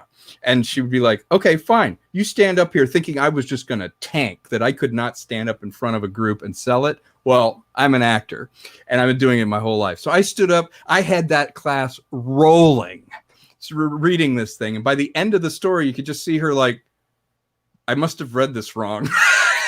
I got an A. Yeah. But you could just see her like, it wasn't funny in my head. And I'm like, because you're not funny. Dude, Tom, I have like 2 or 3 stories like that. Fat Steven all the time that he's not funny. That one felt really good. It felt really good. Yeah, I had an interesting run-in similar with we did the Fredericksburg Gong Show. Oh yeah, and I won. Yeah, and I did improvisational comedy, and this is like I was in 8th grade. And I was funny as fuck for an 8th grader. And but I had adults laughing. They'd laugh at the shit that I would say. I would just say very spontaneous, off the cuff, weird fucking shit, observations of things. And it would just crack people up because some of it I didn't even know was funny until I said it. That's great. You were channeling. It's just, it's like when I was in the 7th grade, this girl got called a whore by my dad and his best friend. And I said, come on, Dad, Rico, even whores have their ups and downs. I was not trying to be funny. Boom. Quote. I did we were on, my dad was freaking out because we were surrounded by sharks on this ferry boat. You could see them in the lights, just these sharks. It was in North Carolina on a ferry boat. And my dad is not handling it very well. So I did a whole Paul Lynde as General George Custer routine. Made the whole thing up. And I had him laughing and he almost peed himself. I can't remember a goddamn thing I said, but I distracted him. And I've used it like in the military. I was always doing shit with the guys. I was a combat medic. My job was to keep up the spirits and I was designed for doing that. I always had the guys in good spirits, telling fucked up jokes. And first time my very first day in basic training, they take us into a room, all of us from the platoon, in a room, circled around, squared around, and the drill sergeant sits there by the door, and he's like, "We're going to get to know each other here. Hats off. We're just going to talk. I want to know who all you are." And he went through, and the guy next to him is from Fredericksburg, Virginia. Oh wow, yeah. And so by the time it got around to me, he says, "And where are you from, son?" I said, "Originally?" He's like, "Yes." I said, "Sperm." And he goes, his head goes, after that? Like, what the fuck did you just? And then he goes, after that, I went, birth canal? Do we not know biology? And everybody's laughing. He cracks up and he goes, okay, I'm going to be watching for you. All right. Where are you from? What city? And I said, I'm from Fredericksburg, Virginia. And he goes, you're from Fredericksburg, aren't you? He says, yes, Drill Sergeant. He says, so you're both from the same town. You know each other? I said, yes, I'm following him because he was dating my sister and she disappeared into a cult. And I want to know where my sister is and what the fuck is going on. And this kid fucking plays right into it. He says, I told you I don't know. Leave me alone. Drill Sergeant's like, what in the fuck is going on here? What just happened here? It was great. And I love doing shit like that. I like fucking with people. Drill Sergeant walked up to me one time during training, heard that because I was older. I was 26 going on 27. Yeah. Everybody was like 18. I was older than two of my drill sergeants. And so this one drill sergeant, reservist drill sergeant, comes up to me and goes, real cool black dude, and he walks up and he goes, I hear you married, got a kid? I went, yes, drill sergeant. And all my guys, because I'm a squad leader, and all my guys are laying around, sitting in the lotus position in a circle around me.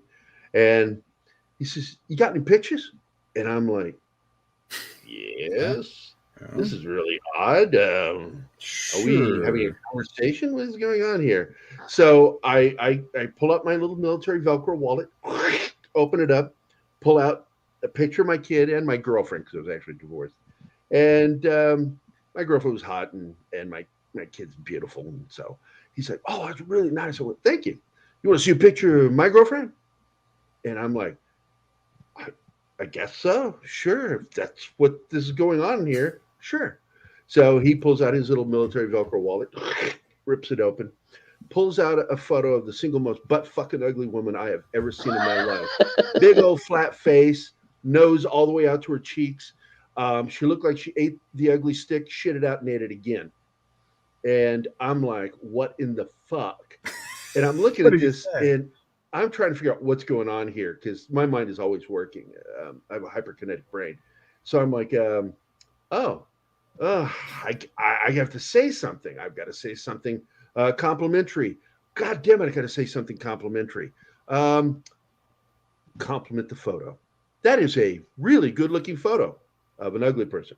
I just said it's a really good-looking photo. Really good-looking photo. And that way, I'm not lying because I can't lie. I have a problem lying. I can't hide how I feel about things. You fucking know if something annoys me. It's all right here. So he goes, yeah, it's my sister. And I'm like, now look, dude, I've been in this conversation from the start. You said you're going to show me a picture of your girlfriend. And then you show me a really fucking ugly girl and then tell me after I compliment the photo that that's actually your sister. You're trying to fuck with me, but this has not been your day. And I said these exact words to him. Oh, so that's how it is in your family. And he was like this. What? Yeah. Not used to getting these perfect little lips poked out, and his eyes got huge to where I could see the whites on top and bottom of his eye. And I stepped back and I said, I suppose you'd just like me to beat my face right now, do diamond push-ups. And he went, no, we're good. We're cool. And he turned around and walked away, and he had that look on his face where he's trying to figure out where he fucked up. And to this day, I have no idea what the fuck he was trying to do. That's funny. That's funny. By the way, hello, Stephen. Thank you. Stephen Otten is awesome. Yeah. $2. Good evening, joining late. Hope Thank everything you. is well. Yeah, we've gone off the rails to talk about life, and which I enjoy doing. It's how you. Hey, Stephen. Hello, Stephen. And for the $2, Stephen. He say you Blade Runner. Tell him I'm eating.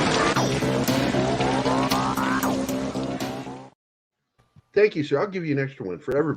You ever dance with the devil in the pale moonlight? What?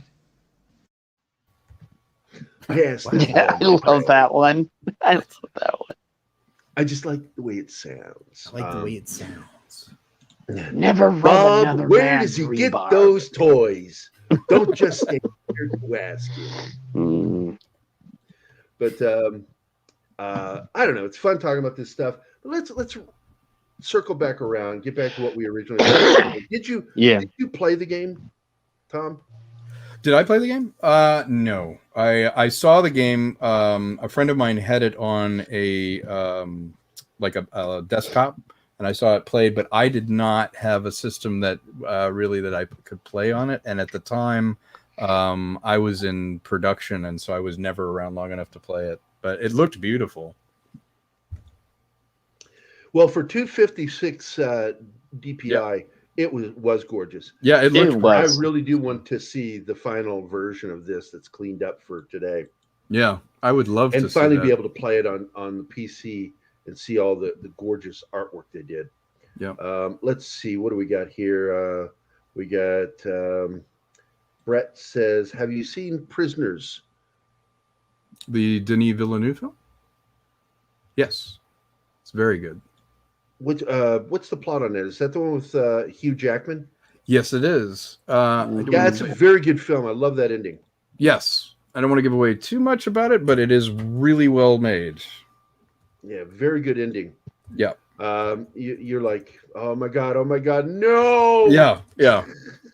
That's all I got to say. No. Pop Culture Archivist, hey, I hope that you and I can talk. You took what I stated way out of context, and I hope we can resolve this under.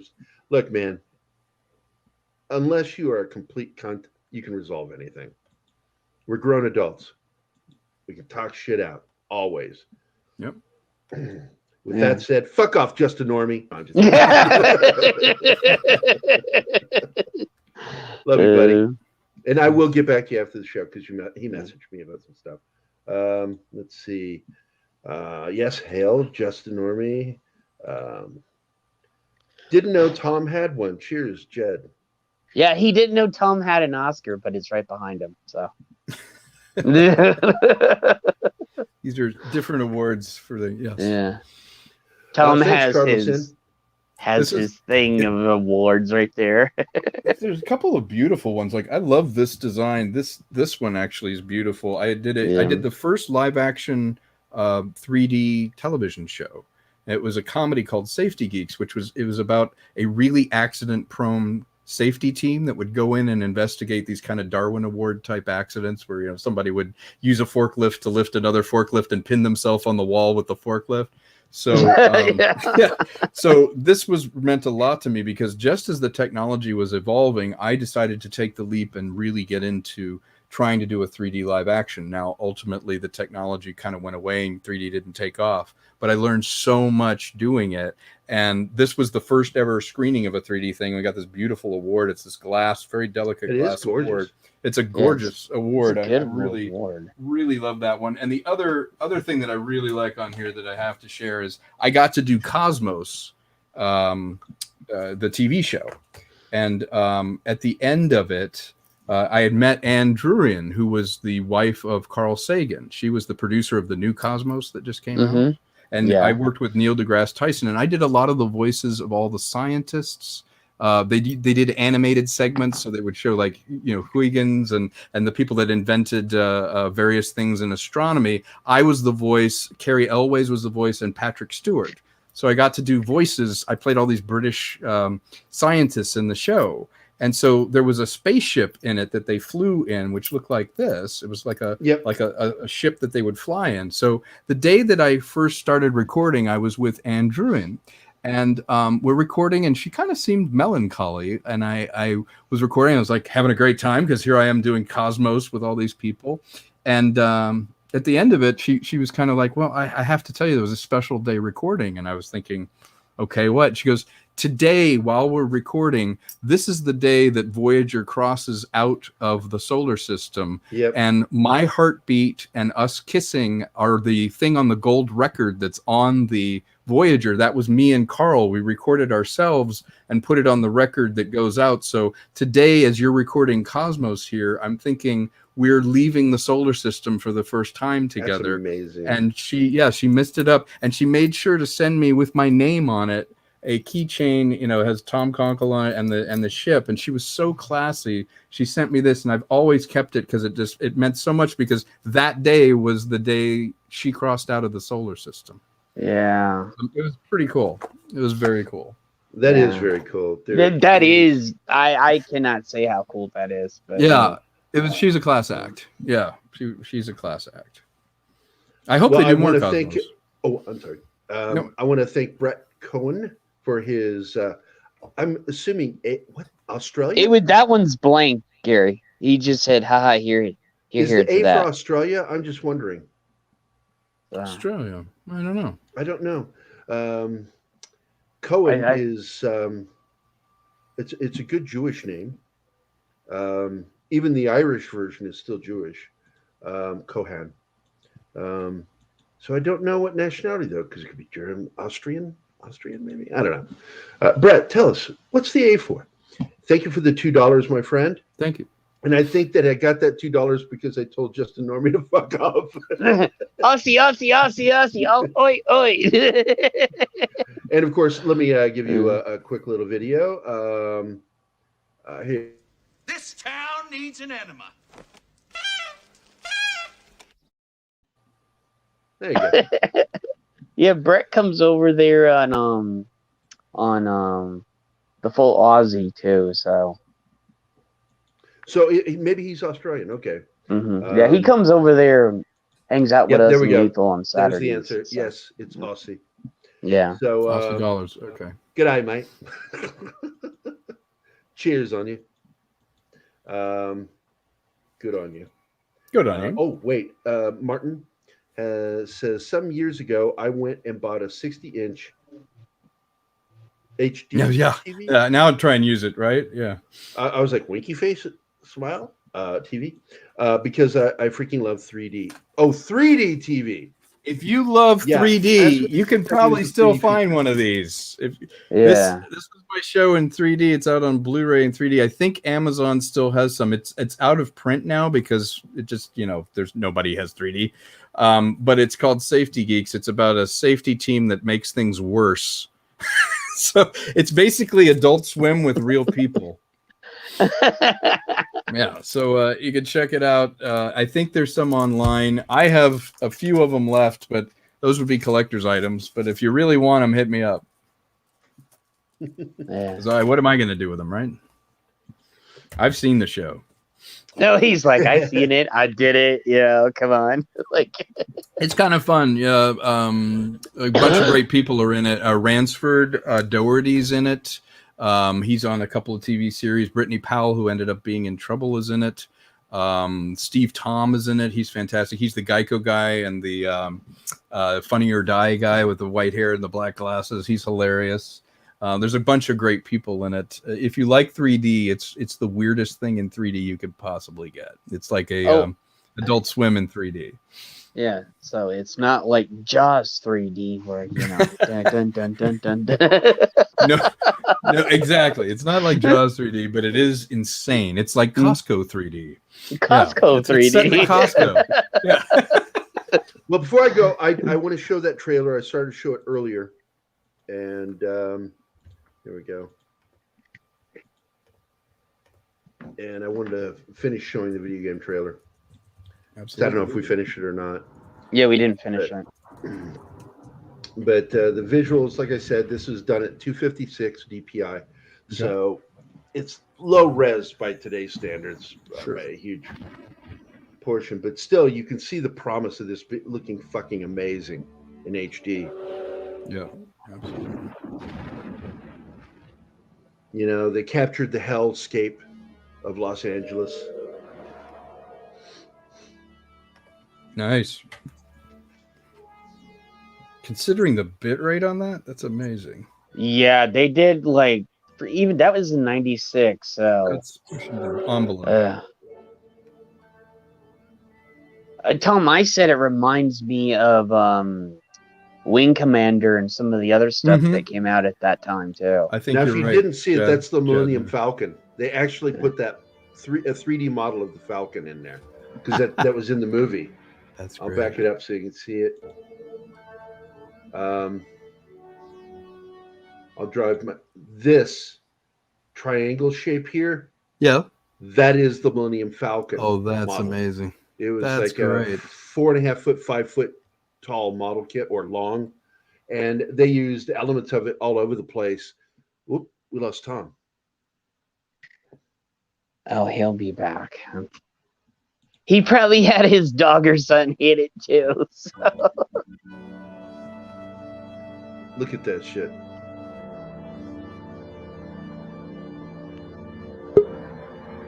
There he is. I think I heard him. He's back. Okay. Just glitched for a minute. He glitched, yeah. At least you don't Yeah, have this your is just so dog beautiful what hidden. they did. And I can only amazing. imagine if they got this cleaned up. Oh my god, I would love to see this cleaned up. Like, Yeah, just retextured, reshot. Amazing. And I do Widescreen. want to get David Yorkin on. I've known him for years. And, pick his brain as to what it was like trying to get his dad to agree to shit. Because he said it was a struggle, and I've always been curious to get the whole story. Because Bud Yorkin and Jerry Parenchio are known within the Blade Runner community as two very difficult people who had problems with Ridley Scott and the film, and were like constantly Scrooge, shutting it down. Yeah, covetous. The grip they held onto it. Because I told you guys on a previous episode how Matchbox and Hot Wheels came to Gary and I at Blade Zone. Who do we talk to? We're like, you need to talk to the Blade Runner Partnership, Jerry Parenchio, Bud Yorkin. You can find them through Tandem Entertainment. And good luck, because odds are they're going to ask you for $1 billion. To do shit. And they came back and told us what happened. And I'm like, yeah, we're not surprised. We're not surprised. yeah. But a lot of that's changed, and I think, we played some small part in that with Blade Zone, that we started getting stuff that was smoothing things out between the relationships. Yeah. But some of them still were kind of gruff. I mean, that's why Ridley was producer and not director of Blade Runner 2049. Right. Yeah. Makes sense. Sorry for not talking to chat. I'm playing Hades while listening to the stream. Oh, no worries, buddy. Don't worry about it. Hope you're doing well, my friend. It reminds me of something you would see from Judge Dredd. Funny little side note is that Ridley Scott bought the studio where Judge Dredd was made, with the express understanding that they would not tear down or destroy any of the sets from Judge Dredd, because he wanted to shoot a sequel to Blade Runner called Metropolis, based off of the manga. Interesting. Yeah. It fell through. Right. Would have been interesting. I would have loved to have seen what he did. I would have loved to see that too. It would have been part of the Blade Runner universe. I watched Jaws 3D, so did I. I saw it in the theater. and it may well be the first 3D feature I watched. I remember Coming at You. Do you ever remember Coming at You? That was a 3D. I show. do remember, but I did not see it. Yeah. I think I'm trying to remember which one came out first, Friday the 13th or Jaws 3D. I think Jaws 3D. It was just 3D. Pretty sure. Then it was my first, and then Friday the 13th Part 3 in 3D came out. Yeah. Yep. And I remember that. I love that film. Yeah. I really did. I love the Yes. stabbing coming at you. Everything. Here, have some coffee. Eyeball. Perhaps you'd like an egg roll. Jaws And they 3D would, like- in 3D on the other hand was really bad. Yeah, they would put the hand up to the clay. screen and stuff. Yeah. Well, when he blew up at the end, the shark blew up, and the fucking fake looking jaw and meat and eyeball. I it was just so like, oh, goofy. come It on, was so guys. goofy. I was also pissed that they killed Simon McCorkindale so quickly.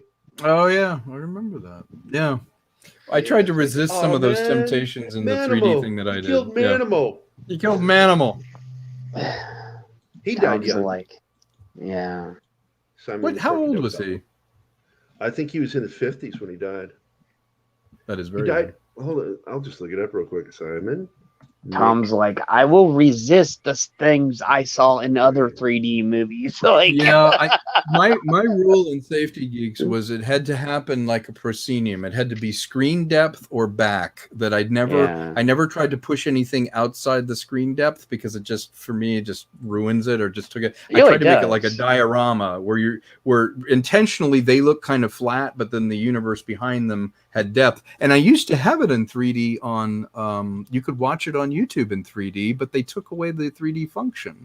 So now if you see anything that's in 3D of what I did, it shows the left and right as just two smaller images on the screen. But you used to, 10 years ago, you could just hit 3D on YouTube and it would throw my show into 3D. yeah. But they don't do that anymore. That functionality is gone. But Oh, they take away a lot of functions. So yeah. yes, they have. Yeah. And that one was kind of fun because you could pick what kind of 3D you wanted. You could pick what kind of glasses you wanted to wear. So I had fun with I just checked. He was only 58 when he died in 2010. Wow. Yeah. Cancer or something? Let's see. I will pretty take young. a look. I shall look. I will look upon it. Death. Simon Corkindale was diagnosed with bowel cancer in 2006 and underwent an operation to remove a section One of of the the bowel worst ways to during go. a 2-week break from filming Casualty. Although the tumor was excised and the cancer went into remission, following the surgery 1 year later, doctors discovered it had metastasized in his lung. So by the time it spreads to there, it's everywhere. It's everywhere cancer. Yeah. It's in his endocrine system. Yep. So I feel bad for the guy. Only 58 years old. Yeah, I remember when he died. I'm like, God damn it, Manimal's dead. Yeah. Let's see. Yes, Simon was best. Yes. In my opinion, the best 3D I've seen was Sanctum and the Phantom Menace. It looked just natural. I did not see Sanctum was shot in 3D, native, but I'm trying to remember what was Sanctum.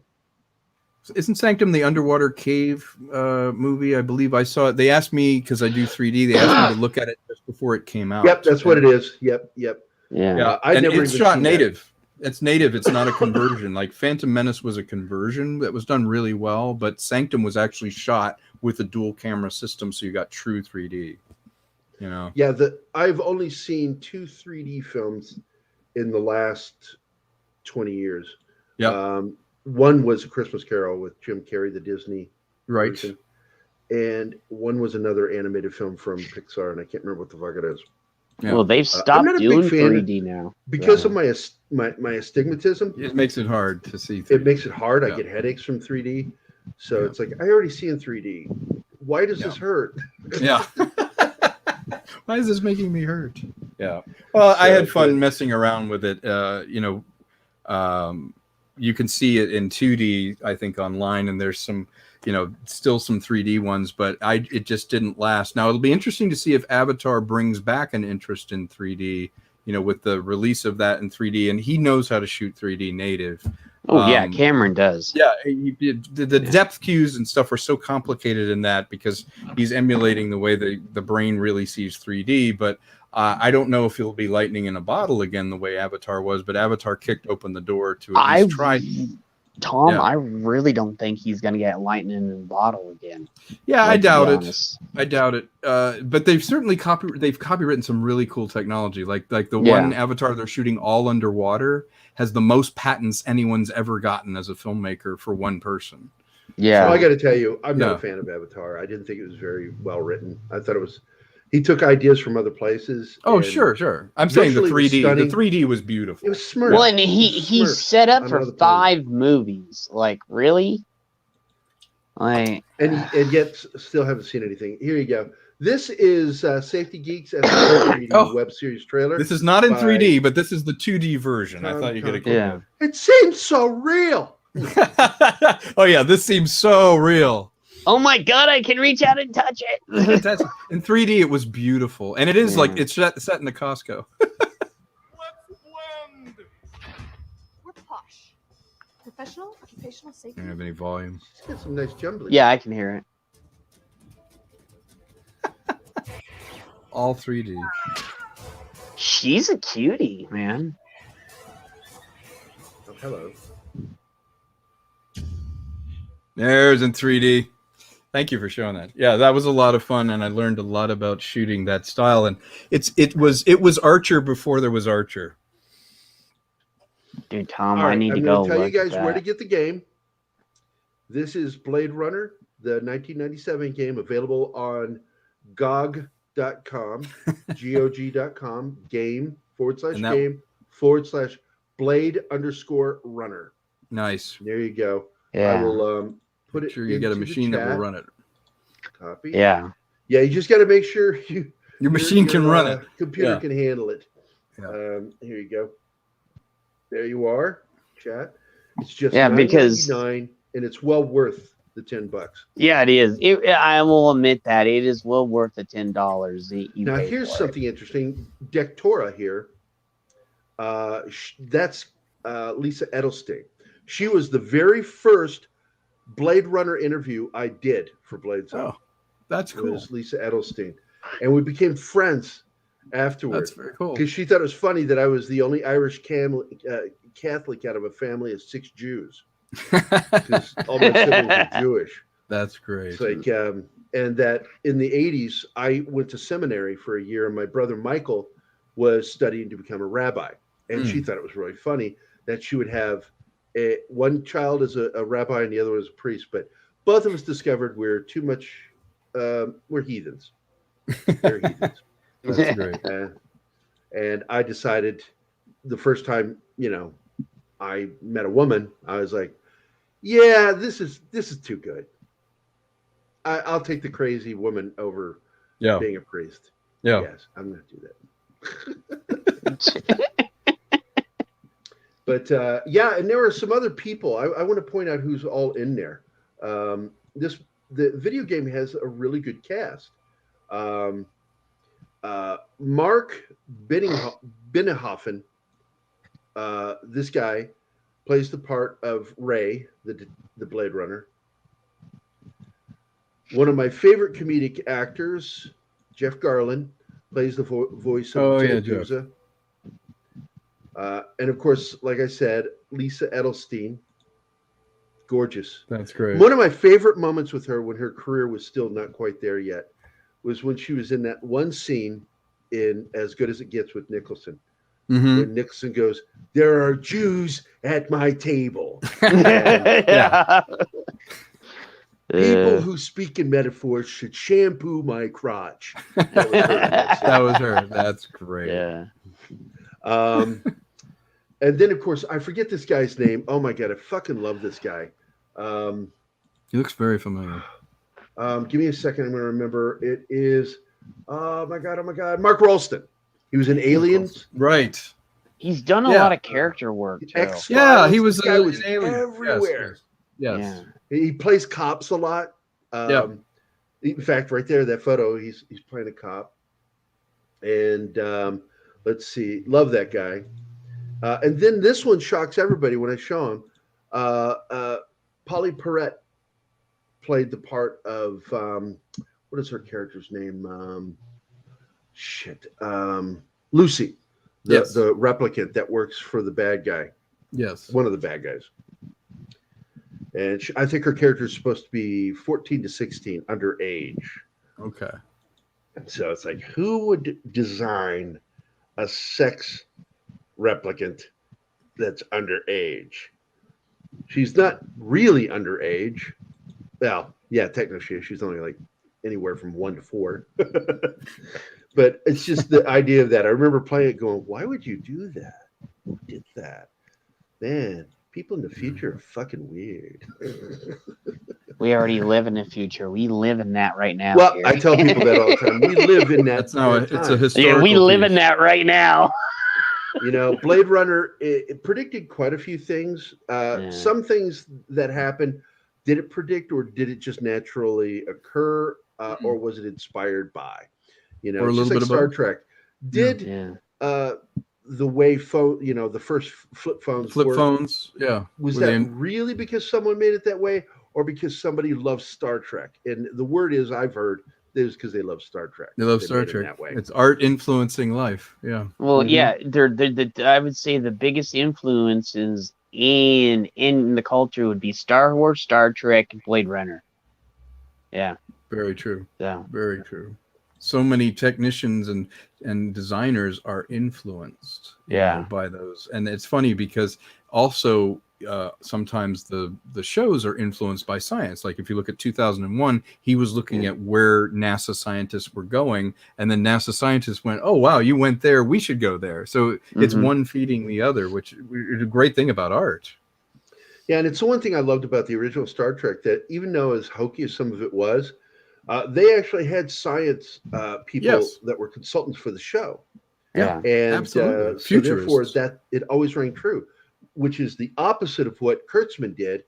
He just made up fake shit and made Kurtzman doesn't know his ass from a hole in the ground. Yeah, he basically went, hey, Dune has the spice, let me have this. Yeah. Oh, look who has joined us. Script Doctor. Script. Hey, Script, what's up, brother? Oh, just trying to stay awake for another hour. Oh, what's going on in an hour? Well, this is not the place for that. Yeah. Well, I just have to go to bed early because I'm doing a yard sale tomorrow morning with my girlfriend. So I've got to get up early to do that. And if I want to get solid 8 hours and not be up too early and not get a second wind and, you know, stay up the whole day or whole night, yeah. So I thought I'd talk to you, gentlemen, because you're entertaining enough to keep me awake. And I like Blade Runner, so it works. Yeah, I was about to wind up because we're coming up on 2 hours. We stuck around talking. We talked for the first hour about Blade Runner, and then for the last hour, we just talked about a bunch about of everything. Yeah. and stuff like that. As we do. And, we do. Yeah, Script, I have to say, is such a great guy to collaborate with. He and I wrote a feature script this year together. He did a lot of the heavy lifting with the dialogue and made it brilliant. But we plan on doing some more scripts and stuff together because I happened to meet him on Midnight's Edge, and we found out that we were kind of like-minded. And then I thought to myself, you know what? I'm just going to flat out ask him if he wants to do something with me. And to his credit, he's like, sure, let's try something. And I think that's how all great stuff starts. It's like, hey, I like you. Let's do something. Yeah, why not? You know? Yeah. it's why I love YouTube. Yeah. The weird part of networking here is fantastic. Like it's great because I got to work with you. I've got to work with Gary, who did an awesome page of Superman that I wrote, which you can find on my Twitter page. So check that out because you'll like it. It's very heartwarming, and it's the type of Superman you're not going to see for a very long time. And I like doing likenesses. I love doing comics with, because I've made my career off of doing movie tie-in comics. And so when I've worked with several directors that hired me directly instead of going through IDW, they just hired me directly. They're like, oh my God, your likenesses are fucking awesome. I'm like, it's because I use photographs. But Gary, I want to ask you something as an artist. I'm always curious, when you're doing a likeness or capturing a face and the energy, where do you start on the face? What do you start with to get? Oh, the eyes are everything. Yeah. Eyes and mouth are the two things I focus on first. I do the overall drawing, and then I start focusing the detail on the eye because I got to get the eyes just right. And then, I like wry smiles. I do. And I like it when I'm doing a drawing of somebody that's doing a little wry smile. And I do it naturally. I have I don't do a full grin most of the time. I like wry smiles. They tell you a lot about a person, and they show quirkiness. They show joy. There's a twinkle. So like when I do drawings of certain actors, I always like finding photos that focus on the eyes and mouth first. Because I get studios that'll send me photos, I think it's just garbage. It's just their resting bitch face. I'm like, I need expression. Right. You're wanting me to do a comic. You just want me to do portraits. I can do portraits, but it's sort of like I drew this 124-page graphic novel called Bayeux about the Bayeux Tapestry and the Battle of Hastings and the previous battle 12 days earlier at Stamford Bridge, where you saw two kings die, two dynasties die. The battle at Stamford Bridge was the end of the royal bloodline for the Vikings. That was it. Harold Hardrada got killed, same way, arrow. And then at Hastings, it was an arrow that killed the last English king. That was the end of the English bloodline. Now, there's a lot of people go, well, it's like, look, you can try to parse it all you want to. What moved into England at that time was from France, the bloodline. And then after the War of the Roses, it became Germanic bloodline. Yep. And then the accent came from a Russian king. Yeah, that's true. So, it's like the current bloodline is that Germanic family. And which is why there's been a lot of criticism over World War I and World War II of the royalty and their behavior towards the Germans or with the Germans. Well, they had to change their name to the Windsors because the original name was too German. Yep, that's right. It would be too German. Yeah. Because like during World War II, they had a Nazi sympathizer. And I don't want to say his name because then we got to get into the whole thing about him. Yeah. But he was an appeasement person. And that led to a lot of hatred towards the royal family. So Winston Churchill was against, and it looked like for a while the royal family was pro. Let's be friendly with the Germans. Be friends. It's like, no, stiff upper lip, old man. Don't need that, old fellow. Well, they also did like a blockade to prevent Germany from getting oil, which was like the biggest thing, and but they had the best angle to launch the war because they were imprisoning and slaughtering their own people. So it's like, everything about this is wrong. We have to get involved.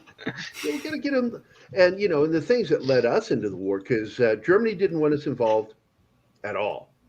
They liked us like hanging loose. Yeah, we'll help. Oh, it was really contentious in the U.S. for getting involved. We were isolation. Oh, it was like half the country. People think today is contentious. It was contentious. There are 3 times in history where our country was just absolutely in a nightmarish level fighting, internal fighting, during the muckraker period and during the elections with Jefferson and Adams. Really brutal. Yep. That was ugly. I mean, there was like people calling other people transvestites in the headlines. Oh, you're being way too polite with what they're throwing around. Worst there. kind of, yes. Yeah. And just it's like it's nothing new. It's this vitriol that we keep seeing. Nothing changes. You sir are a transvestite. You sir dress as a woman. Yes. You don't just dress as a woman; you perform as one as well. Yes, as well. Actually, I think like Joseph Kennedy received a lot of pushback because he was against getting involved with the war. Yeah, and and it was just again, he's an Irish Catholic politician from like a very upstate anything, and nobody liked all that stuff. Joe Kennedy. Oh yeah, but no, like that. World War II is a fascinating time and subject, and one of the things that like we learned in our school is like how inventive the Canadian soldiers were, because we took a lot of things that were high ground that nobody else could take for some reason. Like we thought that we were being treated as cannon fodder. Like, yeah, but for some reason, if they're on the low side, they always end up taking the high ground away from the enemy. So just throw the Canadians in there, and then once they cleared that out, we have the high ground. We get the Americans, we get the British, we get the the Maquis and all those people, and we just slaughter the rest afterwards. Yeah, exactly. Send them the Canadians. Yeah, Vimy Ridge and like some of this from World War I too, because that's where they learned that strategy, like Vimy Ridge and Battle of Ypres and all that stuff. And it's like, oh, that's how the heck did they do that? And they realized, oh, the term stormtrooper came from the Canadian Armed Forces because they brought the thunder, like they sounded like storms. And then the Germans tried, oh, we're going to do the same thing. It's like, yeah, you're not quite nailing it. Like, it's funny. I said it earlier too because I was watching. What is that show I watch on Discovery? Expedition Unknown, and they were looking at bunkers that were found underground near the right there in the French shorelines, not far back. By like DF and all that. More bunkers. Yeah, they were finding more bunkers. And those bunkers are huge. Yeah, and these were buried. They found one, and I love that show. What is it, Zach? Whatever his name is, Josh, that hosts that show. That dude's so cool. He's like one of my favorite TV show hosts ever. I mean, he's been on everything from Ghost Adventures to what was the other one on Sci-Fi Channel? The Ghost Hunters on that on the Sci-Fi Channel. Those guys. I don't know. I know Tom did a Ghost Hunter parody, which was quite. I did do a Ghost Hunter parody. Yeah. No, I did one called Ghost Wait, Quest. did I see that one? I don't know. I can send you a little thing of it. Yeah, send me. Yeah, I think you'll get a kick out of it. Tom's parody is hilarious. I saw Thank you. Oh, thank you. Yeah. Which one did you see?